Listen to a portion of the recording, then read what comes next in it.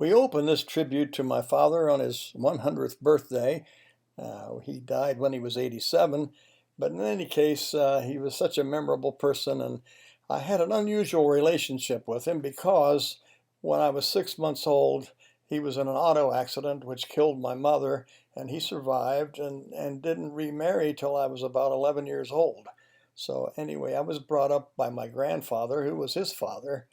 In any case, he was like an uncle brother to me. He would come in my childhood for vacation times, and in the summer I would take trips with him. And the most memorable was when I was 8 years old and went to the West Coast in his Nash Healy.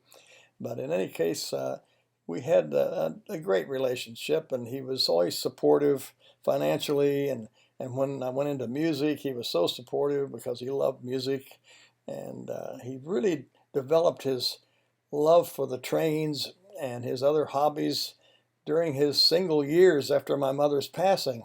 He had plenty of time to be a bachelor again and to really pursue those hobbies to the hilt.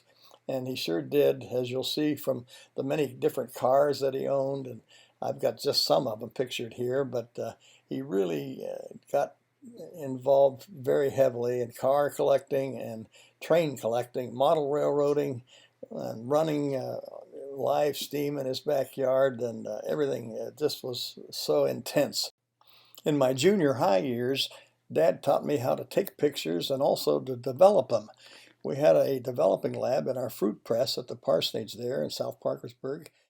In my junior high years, Dad encouraged me to keep practicing the trumpet to get in the big red band, and also encouraged my singing. And so I had a quartet by the time I was in high school, and thanks to him for his enthusiasm, it passed down to me. And every time we'd get together, we had family quartet sessions.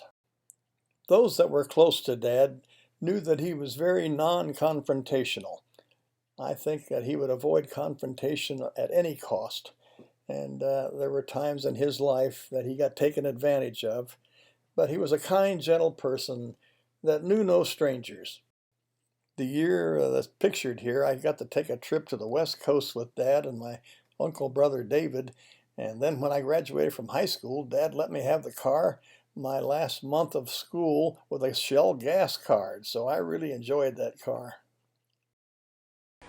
We'll give you a little ukulele here.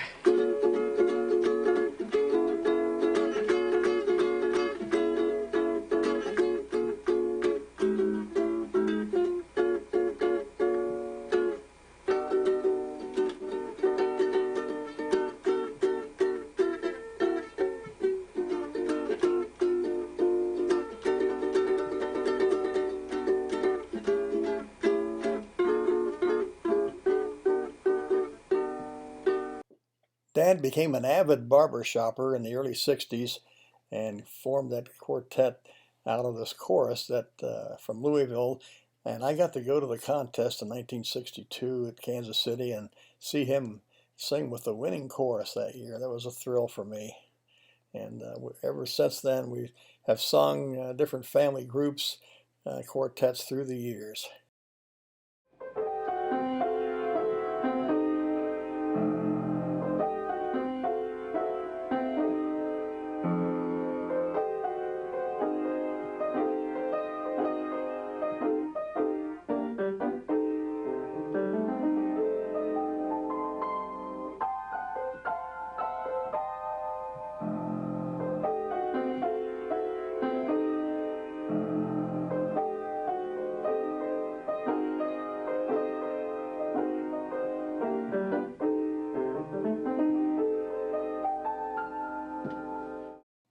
After Dad had come back from the Seattle World's Fair, he got inspired to design a railroad restaurant that was in a revolving room, and you would go from the city of Indianapolis to Chicago by way of a rotating restaurant and have all of his model trains running, and you'd see the scenery on the way. I mean, he had every aspect of that in his collection to use, but when it came time to support it, bankers weren't interested, and it just didn't happen.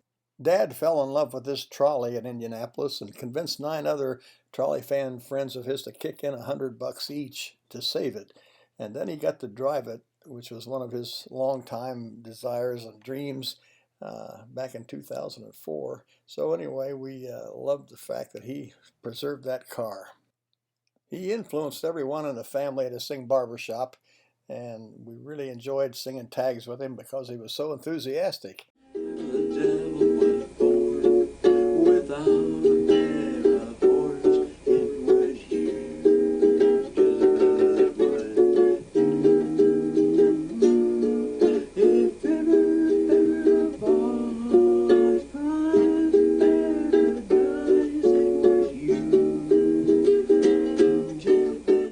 Some of my sister's family joined Dad up at the Railroad Museum that he formed in Noblesville, Indiana, and they had a good time on the hand car. Foremost in Dad's life was the activities at the racetrack, with Beth's family being very active out there. We enjoyed being with Dad the last summer of his life, and we sure hope that the grandkids won't forget him. Dad used to have a sign on his desk that said, "Man's two greatest assets are health and a good wife." And he's always had good health. Thanks for coming, and I hope we have another one of these soon. I'm going to be back to my 70th high school graduation in 2007. I'm going to try to round up anybody still alive.